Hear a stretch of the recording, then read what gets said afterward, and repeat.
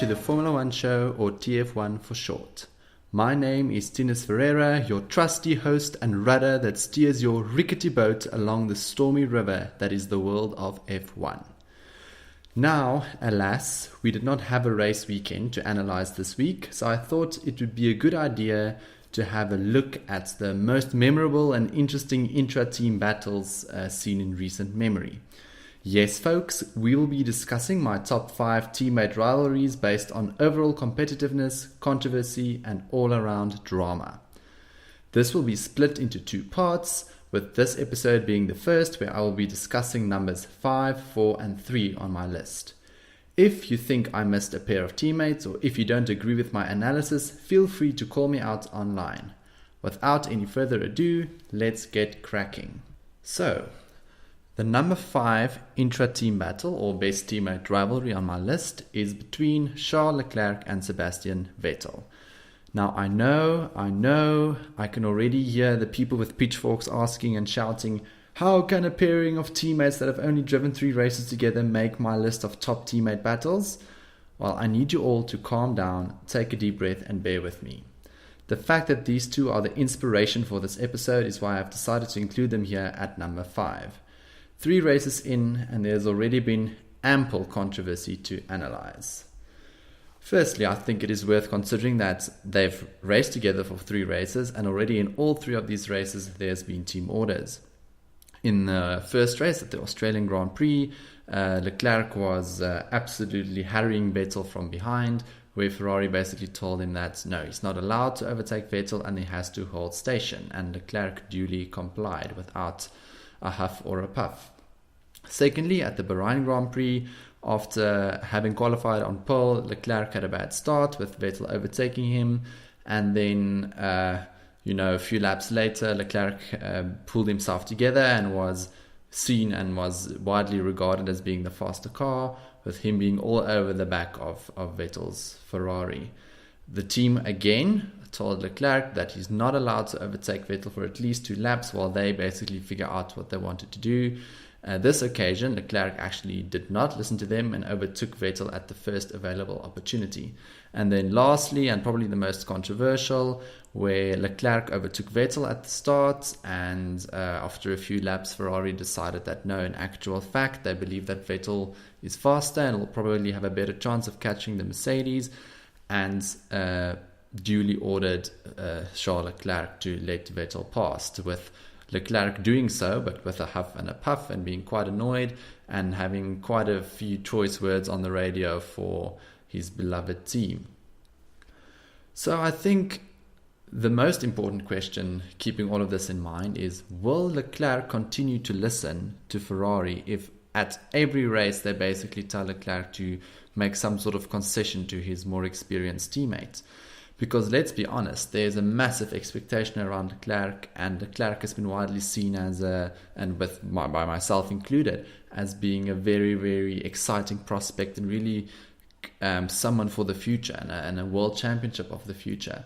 So I wouldn't be very surprised if Leclerc at some stage just decides to no longer listen to his team and take things into his own hands, since it's his career at stake as well. I mean, Martin Brundle mentioned that it's quite humiliating for a driver to be ordered around like the way Leclerc is being ordered around, especially given the fact that Ferrari has publicly come out and supported Vettel and basically said that in any sort of 50-50 situation, they will favor Vettel in the World Championship. And to be honest, looking at the first 3 races, I don't really think that type of approach is necessarily warranted, because Leclerc has been matching Vettel every step of the way.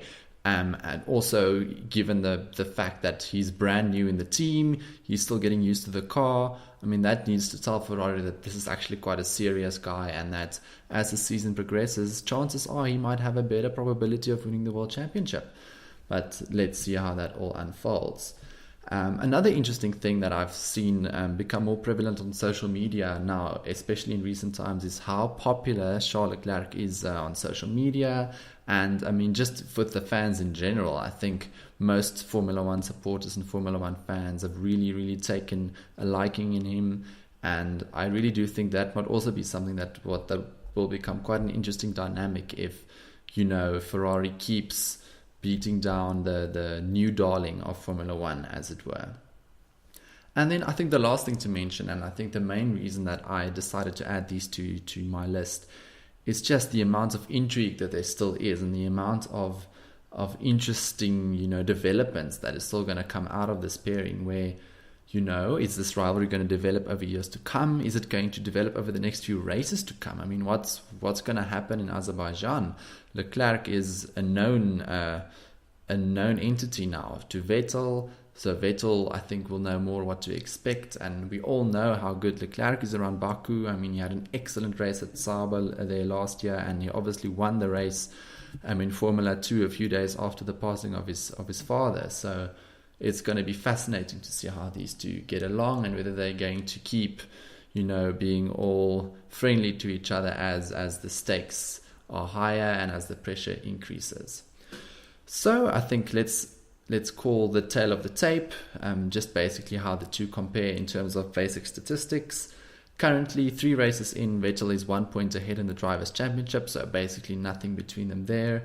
Leclerc has got 1 pole position and would have probably won Bahrain if not for reliability problems, where Vettel has not yet qualified on pole and has not yet won a race. Vettel does, however, lead qualifying 2-1, with Vettel taking the highest grid slot in both China and in Australia, and Leclerc getting the pole position in Bahrain, as mentioned before. Therefore, this is a battle that we would have to follow keenly over the season, as I've mentioned before, and I invite you to watch it all unfold with me on the TF1 show. Now, my number 4 most interesting and most fascinating intra-team battle over the last few years is between Lewis Hamilton and Jenson Button at McLaren. Now, this is an interesting one, and probably the least dramatic out of the remaining, let's say, contenders on this list, since there wasn't ever a massive falling out between the two. It was just sort of like a small, festering sense of passive aggression throughout, with both of them sort of, you can see they were friendly, to the media, they were friendly to the public, but you can just sort of see they were always trying to one-up each other, and was very much big egos at play there. So a bit of background to this pairing. Hamilton was obviously the world champion with McLaren in 2008, with Button then winning the world championship the next year with Brawn Grand Prix. Now, at the end of 2009, Brawn Grand Prix was no more, and Button basically signed with McLaren in 2010. Now, all of us, and me included, I was fascinated by, just the idea that the two most recent world championships, the two most recent world champions going head to head in the same team, both at the top of their game at that stage. And it was a fascinating encounter. They were teammates for about 3 years. I think they were teammates for 3 years, from 2010 to 2012, where after Hamilton decided to, controversially at the time, move to Mercedes, but more about that later. In 2010, Hamilton was the better driver, and he performed better overall, where he finished 4th in the championship, 16 points behind Vettel, the eventual winner. I think 2010, just from my personal experience, was an incredible season to watch Formula One, and I encourage any of my listeners to go back and just sort of watch highlights of that 2010 season, where it was basically, I think, 5 drivers just head to head the whole season through. Jenson Button, Lewis Hamilton, Sebastian Vettel, Fernando Alonso, and Mark Webber, just, fighting tooth and nail right up until the last race, where I think in Abu Dhabi, 4 people could mathematically have won the world championship that year. So, Hamilton did finish 4th, but it was incredibly close throughout the year, and he really thoroughly outperformed Jenson Button, which I guess for most people was an ominous sign of things to come. But then came 2011, where Hamilton probably had his worst year in the sport over all of the years that he's now competed, where he was sort of an emotional mess. He was all over the place in the races. I think he had like 5 or 6 crashes with Felipe Massa, only in 1 year. He was quite reckless throughout, and Button was, Mr. Consistent, getting those podiums, getting the victory here and there. and just overall, just doing better than Hamilton in 2011. And I think he ended up 43 points ahead of Hamilton, which is a sizable margin if you think about how good Hamilton usually is against his teammates. Now in 2012 was probably Hamilton's best year against Button. And, if he didn't have to retire from the lead of the race on 3 separate occasions, he had horrible reliability that year in the McLaren, chances are he probably would have won the World Championship. He lost 75 points just there, and I think he lost the championship with way less than that. So, Hamilton drove a cracker of a season in 2012. There was, however, a few strange moments from him where he tweeted McLaren telemetry after the Spa qualifying, I think, where Button outqualified him by quite a sizable margin, and then Hamilton was annoyed or he was frustrated, and he tweeted like a photo of him and Button's telemetry throughout the lap, basically showing everybody that, no, look, Button's front wing, I can't remember if it was a front wing, I think it was a front wing, was just a lot better than his was, and the team wasn't being fair. And I don't know, that sort of showed me that actually behind closed doors things weren't as happy and kumbaya as McLaren like to portray. And I thought that set the tone for what those two were actually about and how those two went about their business. And I think Button also alluded to this in his autobiography a few years later, where he just said that Hamilton was very, very strange during those 3 years in the team and he suspected that Hamilton sort of thought that McLaren was his team, and Button came in and tried to sort of take over his territory. And it was just sort of, I think, a very sort of passive aggressive and a festering relationship. And I think Hamilton leaving at the time that he did probably prevented things from getting even worse than what they were at the time, where obviously in 2013 we know how it went for McLaren then. Now, I think if you look at the tail of the tape, Hamilton was outscored by Button over the 3 years cumulatively. So if you add up the points over the 3 years, Button actually accumulated more points than what Hamilton did. But Hamilton performed better than Button in 2 out of the 3 seasons. In other words, in 2010 and in 2012, Hamilton scored more points. And then obviously he had that horrible year in 2011, which led to Button actually accumulating more points over the 3 seasons. In terms of qualifying, Hamilton outqualified Button 44 against 14, which is actually, I didn't realize it was that bad. Only now when I was preparing for this episode, I looked at the stats and I was actually shocked. That's more than 3 times the amount of poles that Hamilton achieved or beat Button 3 times more than what Button beat Hamilton, which is, an incredible statistic. Button is a very, very well-respected driver, and Hamilton just absolutely smashed him in qualifying, and I think that speaks to how incredible Hamilton's one-lap pace is. In terms of the races, it was evidently a lot closer, with Button being quite good, on a Sunday afternoon, but Hamilton still beat Button 32 times versus 26 times. So Hamilton won 32 out of the 58 times that they raced against each other. So in summary, Hamilton was the faster driver. There's no denying that. However, Button was more consistent, and that combined with Hamilton's poor luck in 2012 and Hamilton's really poor season in 2011 meant that he actually beat Hamilton over the 3 years as teammates. Now, I would also like you as the listener to maybe have a think and then come back to me and tell me, who do you think, if you look at this whole thing holistically, who actually won this teammate battle? Because, I think there's arguments to be made for one or the other, and I think it was a really, really good intra-team battle in terms of consistent excellence and good performance, and really, really the two drivers pushing each other, I guess, without a lot of the drama and controversy that we'll see in some of the other battles on this list. Speaking of, that moves us on to number 3 on my list, which is Sebastian Vettel and Mark Webber. Now, I think it's worth mentioning that this is probably the least competitive pairing on this, or let's say battle on this list, but definitely the most acrimonious, I think, between and sort of the two teammates that disliked each other the most, probably. So Vettel and Webber were teammates at Red Bull Racing from 2009 to 2013. And I think, to be frank, this rivalry was highlighted by Webber's insecurity of the Red Bull team favoring Vettel over himself, and obviously Vettel's childish, and at that time he was very young still, childish reactions to all of this, which basically meant that their relationship completely disintegrated over time.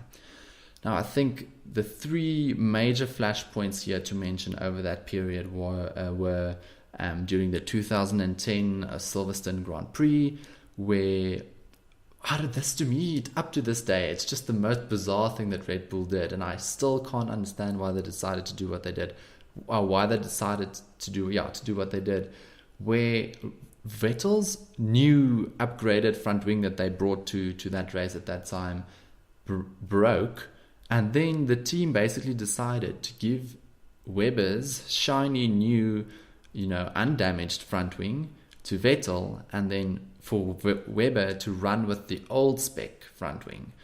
I mean, if there was ever sort of an indication of which of the two drivers Red Bull favored most, I think it was probably there at that race, because, I mean, we were all, dumbstruck that Red Bull would have been so blatant in favoring Vettel over Webber when it came to the car's performance and who gets the better parts first. And I think that whole weekend was very, very well summed up by Webber when he crossed the line in first place, incidentally, with the worst front wing, if you can call it that. And when he said over the radio, not bad for a number 2 driver. And I think after that weekend, the whole dynamic between the two changed, because I think then Webber already sort of had the suspicion and I guess a bit of a confirmation that he was going to be up against it all the way through with this new young hotshot teammate that Red Bull is really punting to be their star. I think the second big sort of flashpoint in this rivalry was at the 2010 Abu Dhabi Grand Prix, and I've already sort of mentioned that race a bit earlier in this episode, where there were 4 drivers basically still in contention in the last race to win the World Championship.